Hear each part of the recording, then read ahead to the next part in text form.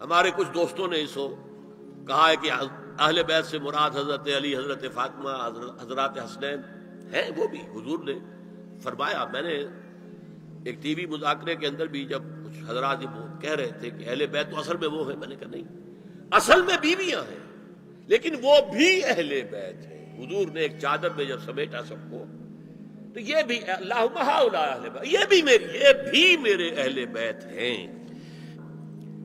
سلمان منا اہل البیت، سلمان بھی ہمارے اہل بیت میں سے جو جتنا قریب ہوا. لیکن قرآن میں یہ لفظ آتا ہے صرف بیویوں کے لیے، ازواج کے لیے.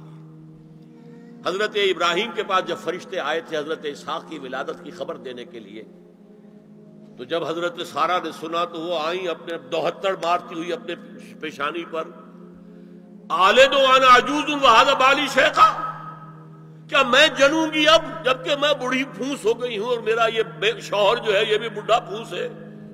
100 برس کی عمر تھی حضرت ابراہیم علیہ السلام کی، اور کتنی ہوگی اس کے آس پاس ہی ہوگی، 90-95 حضرت سارہ ہوگی.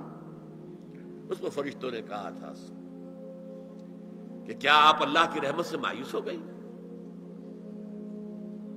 السلام علیکم وبرکاتہ اہل البیت، اے نبی کے گھر والی، اے نبی کے گھر والوں، تم پر اللہ کی سلامتی ہو، رحمت ہو. تو اہل بیت کا لفظ قرآن میں 2 جگہ آیا ہے، یا حضرت سارہ کے لیے حضرت ابراہیم کی زوجہ، اور یا نساء النبی، تمہیں تو پاک کرنا ہے، پوری طرح پاک کرنا ہے، پوری طرح پاک کرنا ہے تاکہ تم اسوہ بن جاؤ. جو خلا ہے اسوہ محمدی میں صلی اللہ علیہ وسلم، وہ تمہارے ذریعے پورا کرنا ہے.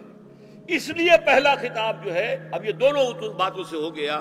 ایک تو چیریٹی بگنز ایٹ ہوم، جو بھی اصلاح کا عمل ہو گھر سے ہونا چاہیے، اور نمبر 2 یہ کہ ازواج مطہرات کو امت کی تمام خواتین کے لیے ہمیشہ کے لیے اسوہ بنانا ہے.